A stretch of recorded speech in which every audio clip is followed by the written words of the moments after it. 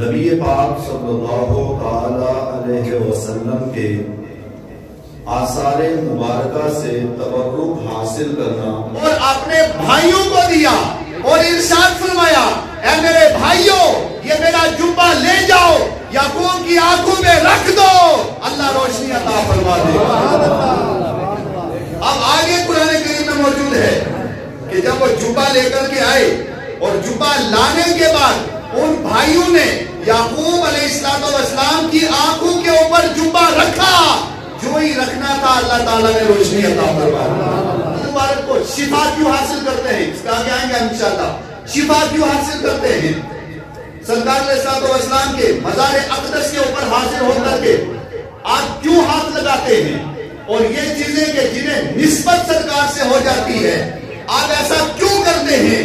تو ہم سمپل جواب کرتے ہیں کہ جناب آپ سورہ یوسف کو تلاوت کر لیں اور سورہ یوسف کی اس آیت کریمہ کو پڑھ لیں، مسئلہ حل ہو جائے گا کہ اگر اس مسئلے کا حل نہ کیا جاتا، اسے مخفی رکھا جاتا تو یہ مسئلہ عبداللہ بن زبیر کے اور آقا کریم کے درمیان رہتا، صحابہ کو بھی نہ پتا چلتا، ہمیں اور آپ کو بھی بعد میں پتا نہ چلتا۔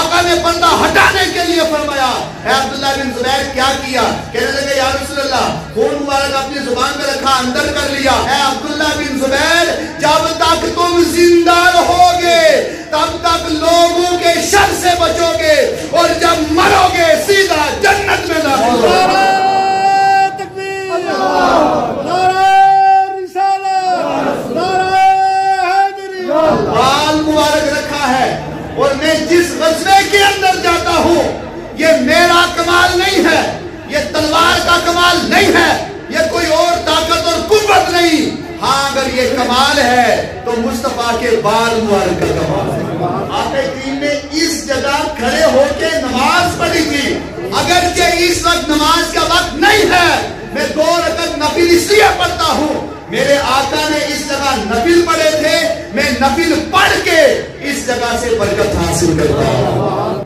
سرکار نے سب نے منع نہیں کیا، بلکہ آقا کریم صلی اللہ علیہ وسلم اس کے گھر تشریف لے گئے اور لے جانے کے بعد آپ نے وہاں نفل پڑھے اور ایک جگہ بیٹھے اور پھر وہ صحابی جب تک زندہ رہے انہوں نے اس جگہ کو ایک تبرک کے لیے اپنے لیے بنا کر کے رکھا ہے۔ بڑا تحفہ قرآن کریم موجود ہے اور وہ چیز کے جسے مصطفیٰ سے نسبت ہے، مصطفیٰ کی آل ہمارے درمیان ہے، یہ دونوں چیزیں موجود ہیں اور جب تک رہیں گی انشاءاللہ ہم اور آپ عذاب سے بھی بچتے رہیں گے، مگر شرط یہ ہے ان کے قریب آئیں گے، ان سے فیض حاصل کریں گے۔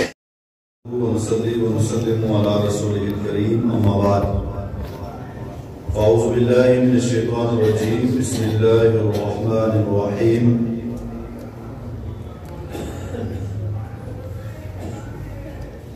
إنا أنزلناه في ليلة مباركة إنا كنا منذرين آمنت بالله صدق الله مولانا العظيم وصدق رسوله النبي الكريم الرؤوف الرحيم ونحن على ذلك لمن الشاهدين والشاكرين والذاكرين والحمد لله رب العالمين۔ نبی پاک صلی اللہ تعالی علیہ وسلم کے آثار مبارکہ سے تبرک حاصل کرنا قرآن و حدیث ائمہ اور محدثین کی نظر میں یعنی ہم جو تبرکات حاصل کرتے ہیں، جیسے سرکار علیہ السلام کا بال مبارک موئے مبارک ہے، کملی شریف ہے، یا سرکار نے جہاں نماز پڑھی وہاں جا کر نماز پڑھتے ہیں، یا سرکار نے جہاں دعا کی وہاں جا کر دعا کرتے ہیں، یا سرکار علیہ السلام سے ایک شے منسوب ہو گئی، اس کو نسبت ہو گئی، اس نسبت کی وجہ سے اس آثار پر پہنچ کر کے وہاں سے انسان تبرک حاصل کرتا ہے۔ قرآن اور حدیث اس کے تعلق سے ہماری کیا رہنمائی کرتی ہے، انشاءاللہ یہ آج کا ہمارا موضوع رہے گا۔ تبرک، یہ تبرک کا معنی ہے اضافہ، کثرت، سعادت اور دائمی سعادت حاصل کرنا، یعنی کسی چیز سے استفادہ حاصل کرنا، اور یہ استفادہ بسا اوقات دائمی ہو جاتا ہے۔ جیسے آپ کا بچہ کمزور ہے، نہیں پڑھ سکتا ذہنی طور پر، باقی معاملات میں آپ وہ بچہ اٹھا کر کے ایک حافظ صاحب کے پاس لے جاتے ہیں، ایک پیر صاحب کے پاس لے جاتے ہیں، ایک اللہ کے پیارے کے پاس لے جاتے ہیں، اور وہ اللہ کا پیارا اپنا لعاب اس کی زبان پہ لگا دیتا ہے۔ اب زبان پر لعاب لگنے سے ہوتا یہ ہے کہ بچے کی آواز چلنا شروع ہو جاتی ہے، اس کی لکنت ختم ہو جاتی ہے، اور اس بچے کے اندر ایک توانائی آ جاتی ہے۔ یعنی پہلے وہ بہت کمزور تھا، لیکن اب کسی ایک کے ساتھ منسوب ہونے کی وجہ سے، ایک نسبت کی وجہ سے، ایک فیض کی وجہ سے، ایک برکت کی وجہ سے اللہ تعالیٰ اس بچے کو بھی سعادت عطا فرماتا ہے، اور اس بچے کو بھی فیضیہ فرما دیتا ہے۔ اس کو کہتے ہیں تبرک حاصل کرنا، یعنی سعادت، دائمی سعادت حاصل کرنا، ایسی سعادت کے جو ہمیشہ اس کے اندر رہے، پہلے نہیں تھی اور بعد میں آ گئی، اور وہ سعادت ہمیشہ اس کے اندر رہ رہی ہے، کسی سے منسوب ہو کر، تو اسی چیز کا نام تبرک ہے، اسی چیز کو ہم تبرک کہتے ہیں۔ اب اس تبرک کی حیثیت کیا ہے؟ کیا کسی چیز سے تبرک حاصل کرنا؟ اب تبرک انسان یا تو شخصیت سے حاصل کرتا ہے، اور یا انسان کسی چیز سے حاصل کرتا ہے، یعنی یا تو کسی انسان سے ملاقات کی اور اس سے تبرک حاصل ہو گیا، اور یا انسان کے علاوہ مثلا کتاب ہے، یا باقی پانی ہے، یا کوئی اور چیز ہے، تو اس سے آپ نے تبرک حاصل کر لیا۔ تو اب یہ جو تبرک حاصل کیا جاتا ہے، اس کے تعلق سے قرآن ہماری کیا رہنمائی کرتا ہے اور حدیث کیا رہنمائی کرتی ہے۔ قرآن کریم کی ایک آیت کریمہ ہے، اللہ تبارک و تعالی قرآن کریم میں ارشاد فرماتا ہے، اور آیت کریمہ ہے ھذا کتاب انزلناہ مبارک، کہ یہ کتاب ہم نے نازل کی ہے۔ کتاب سے مراد قرآن کریم ہے۔ اللہ تعالیٰ نے قرآن کریم نازل کیا، اور نازل کرنے کے بعد ارشاد فرمایا کہ اے بندے، یہ کتاب جو میں نے تجھے عطا کی ہے، اس کتاب کے اندر برکت رکھی ہوئی ہے، اس کتاب سے برکت حاصل کر۔ کتاب سے کیا کر؟ برکت حاصل کر۔ کتاب کے لیے کہا کہ کتاب سے برکت حاصل کر، اور دوسری جگہ قرآن میں کہا اِنَّا أَنزَلْنَاهُ فِي لَيْلَةٍ مُبَارَكَةٍ، کہ ہم نے اس کو برکت والی رات میں نازل کیا۔ تو پہلے قرآن کو برکت کہا، مبارک کہا، اور مبارک چیز سے انسان برکت حاصل کرتا ہے۔ تو پہلے قرآن کو مبارک کہا، اور کہا کہ بندے قرآن سے برکت حاصل کر، اور آگے جا کر کے کہا کہ بندے قرآن سے بھی برکت حاصل کر، اور رات سے بھی برکت حاصل کر، وہ رات کے جس میں ہم نے آپ کو قرآن عطا فرمایا۔ سبحان اللہ۔ تو دو چیزیں آ گئی، پہلی کتاب کا کہا کہ کتاب سے برکت حاصل کر، اور دوسری چیز رات کا کہا کہ اِنَّا أَنزَلْنَاهُ فِي لَيْلَةٍ مُبَارَكَةٍ، مبارک رات کے اندر ہم نے اس کو نازل کیا۔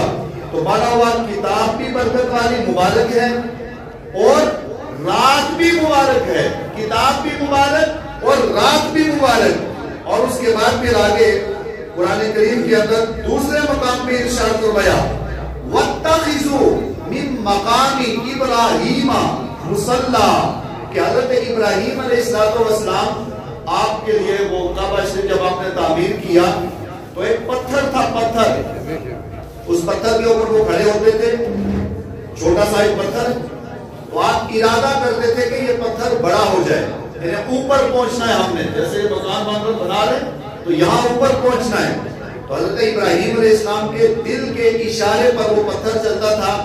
جب آپ نیچے آتے تو وہ پتھر خود بخود نیچے ہو جاتا اور اوپر جانا تو وہ پتھر خود بخود اوپر ہو جایا کرتا تھا.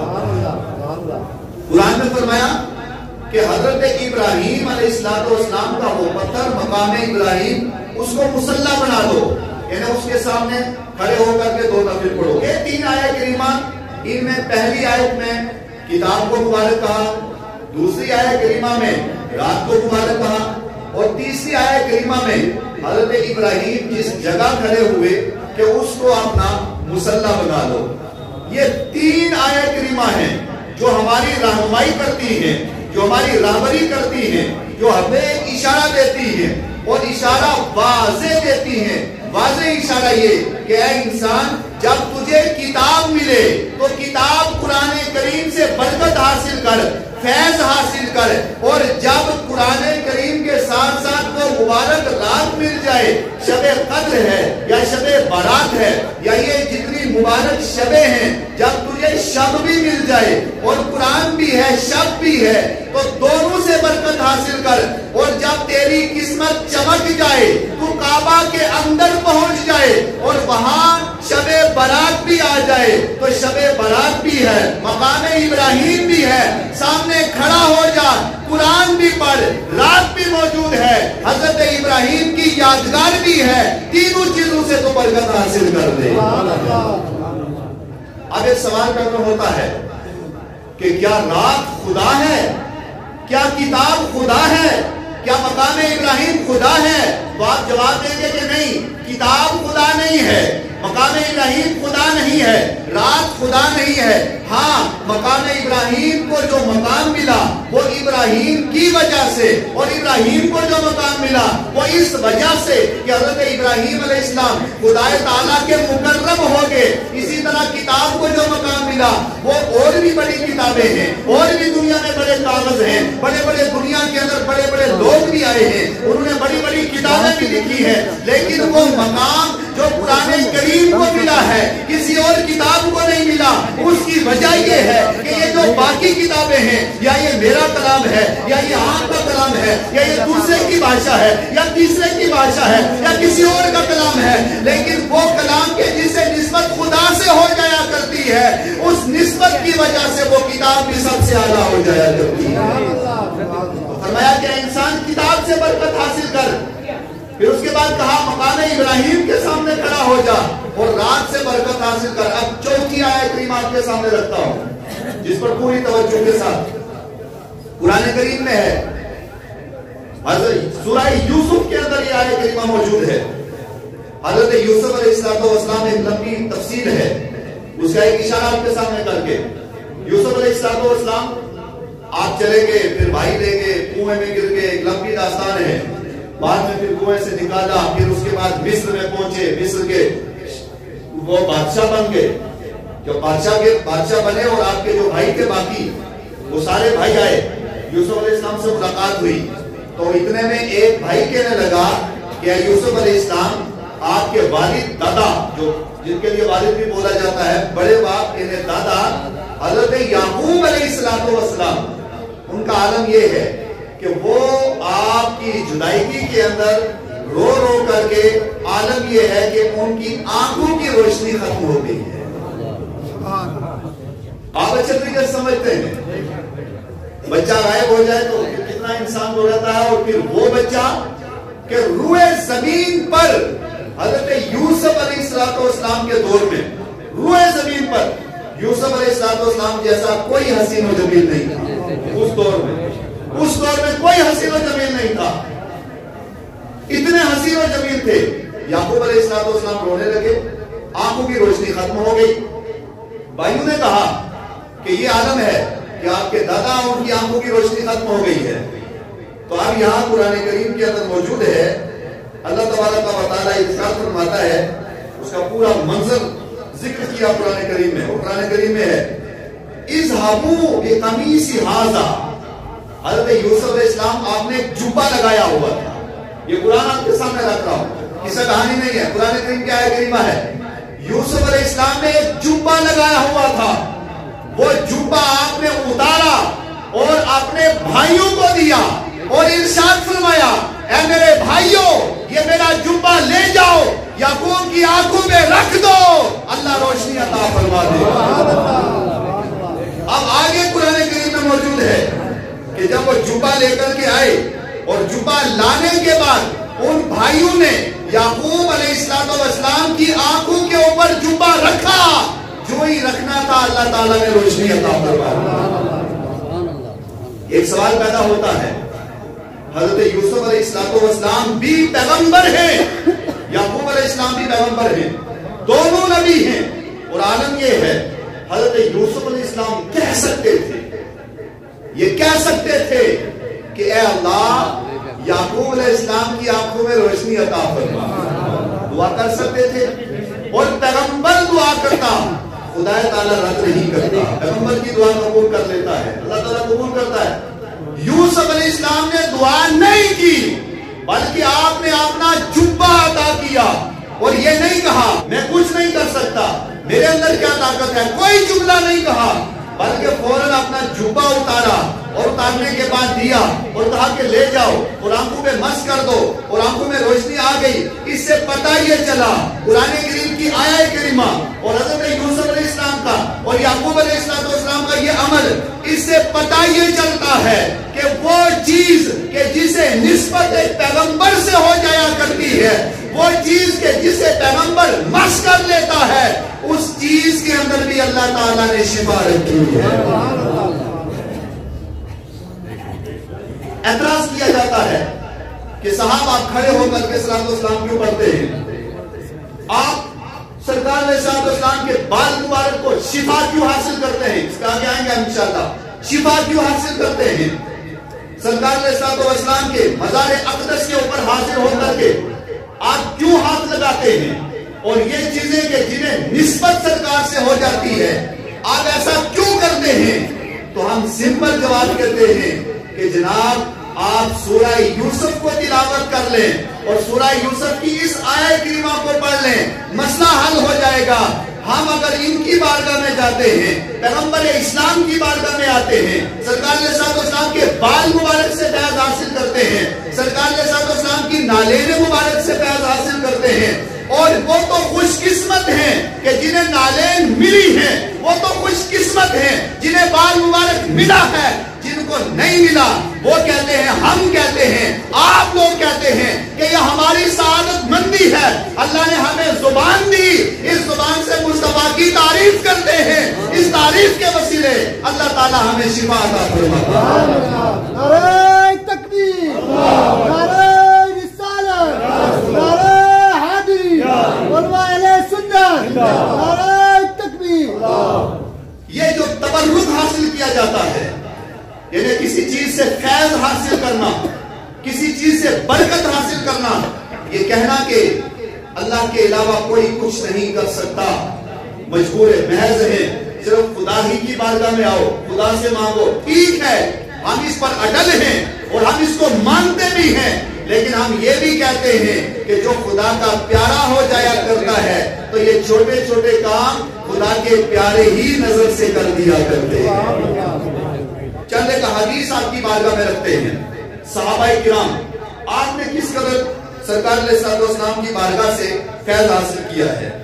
حدیث مبارکہ میں ہے کہ ایک صحابی رسول تھے عبداللہ بن زبیر آقا کریم صلی اللہ علیہ وسلم آپ نے حجامہ کروایا. حجامہ کروانا سنت ہے اور حجامہ کئی بیماریوں کے لیے علاج بھی ہے اور بڑی شفا بھی رکھی اللہ تعالیٰ نے حجامہ کے اندر. سرکار علیہ السلام نے ایک مرتبہ حجامہ کروایا تو اس میں یہ ہوتا ہے کہ عام لوگ جب حجامہ کروائیں گے تو اس میں جو غلیظ خون ہوتا ہے اس کو باہر نکال دیتے ہیں غلیظ خون کو باہر نکال دیتے ہیں اور باقی انسان پھر اس کی وجہ سے سالم ہو جاتا ہے صحیح ہو جاتا ہے شفا دیتا ہے اللہ تعالیٰ کیونکہ کافی برکت رکھی ہے اس میں. سرکار علیہ السلام آپ نور علی نور ہیں. آپ کے لیے کوئی ایسا جملہ بے ادبی کا استعمال کرنا اپنے ایمان کو ضائع کرنا اپنی آخرت کو برباد کرنا ہے. سرکار علیہ السلام نے ایک مرتبہ حجامہ کروایا اور جو خون مبارک تھوڑا سا نکلا وہ خون مبارک آپ نے عبداللہ بن زبیر کو دیا اور ارشاد فرمایا اے عبداللہ بن زبیر اس خون کو لے جاؤ اس جگہ جا کر کے گرانا جہاں کوئی نہ دیکھتا ہو. زور سے چاہیے آپ کا یہ خون اس جگہ گرانا کہ جس جگہ کوئی نہ دیکھتا ہو. اب عبداللہ بن زبیر آپ نے وہ خون مبارک لیا, آگے گئے, بہت آگے نکل گئے, آگے ایک جگہ چھپ گئے, دیکھا کہ چاروں جانب سے کوئی نہیں دیکھ رہا.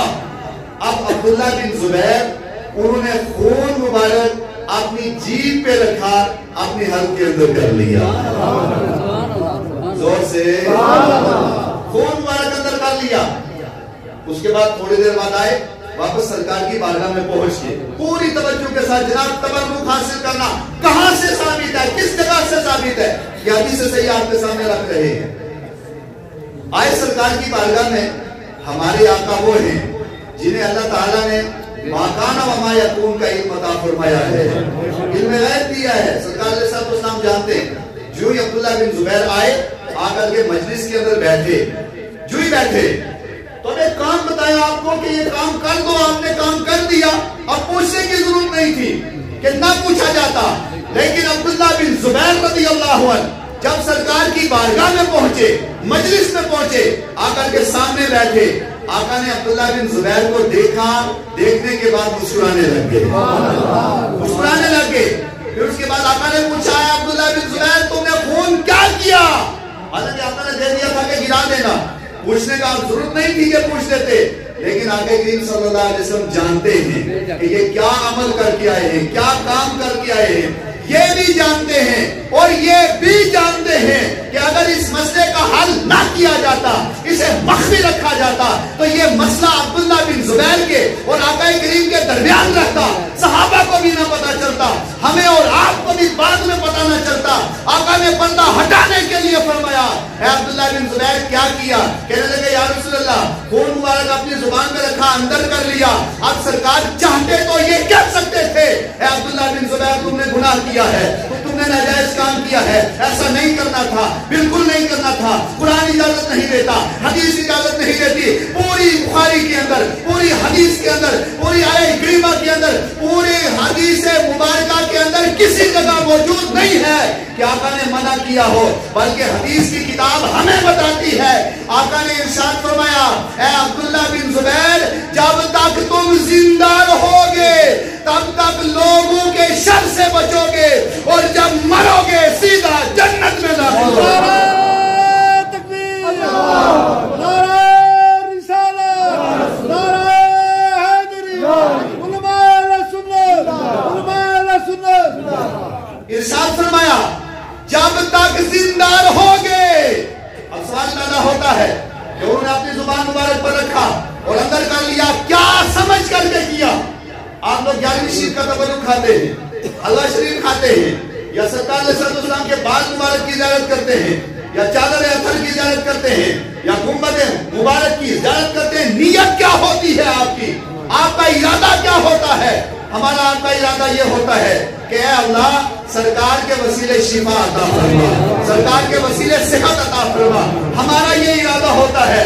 بس اسی طرف اشارہ بھی جاتا ہے کہ عبداللہ بن زبیر کا بھی یہی ارادہ تھا, یہی نیت تھی کہ میں سرکار علیہ السلام کا یہ جو تبرک مجھے ملا ہے اسے اپنی زبان کے اندر کر لوں, اس کے وسیلے اللہ تعالیٰ عذاب قبر سے محفوظ فرما لے گا, عذاب حشر سے محفوظ فرما لے گا. یہ ان کا ارادہ تھا, یہ ان کے ذہن کے اندر بات چلتی تھی, ایک تصور تھا ان کے ذہن کے اندر.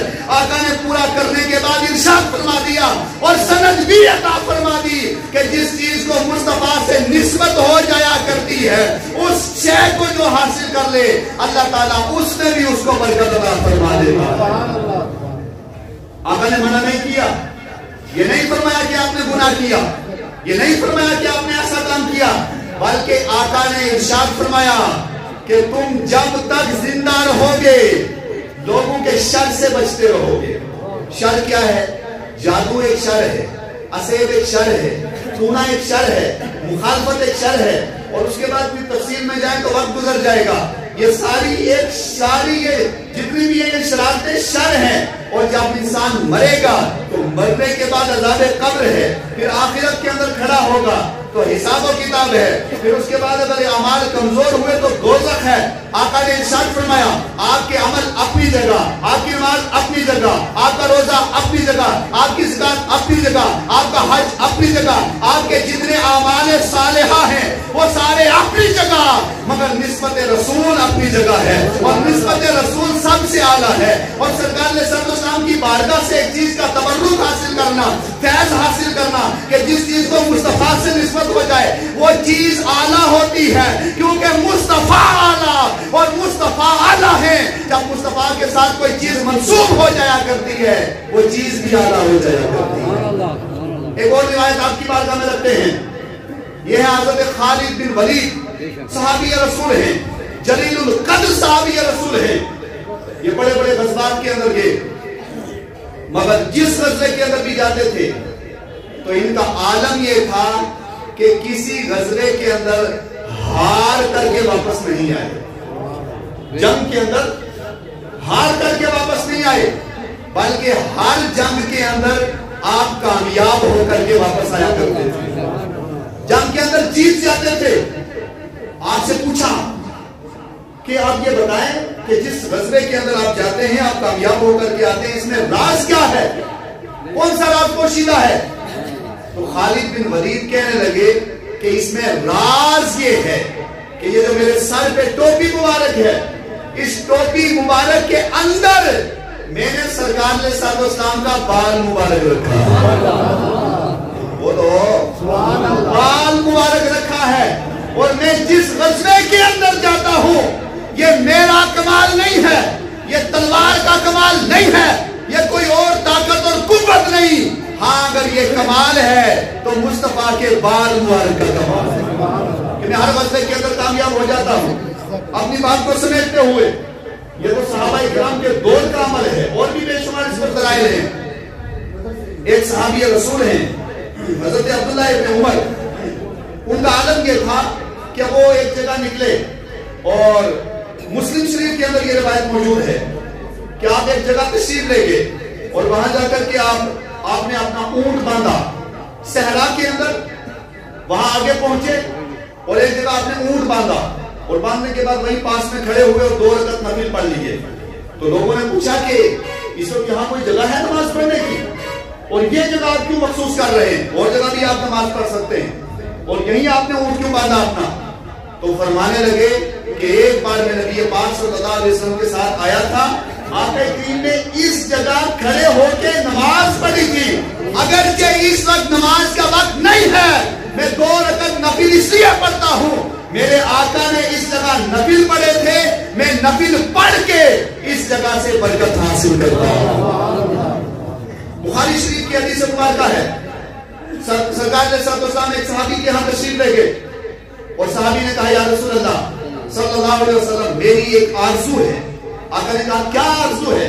کہ آرزو یہ ہے کہ آپ میرے گھر میں تشریف لائیں, جو بیٹھک بنتی ہے میرے گھر میں آپ تشریف لائیں, اور یہاں آ کر کے آپ 2 رکعت نفل پڑھ جائیں, ایک جگہ آ کر نفل پڑھ جائیں.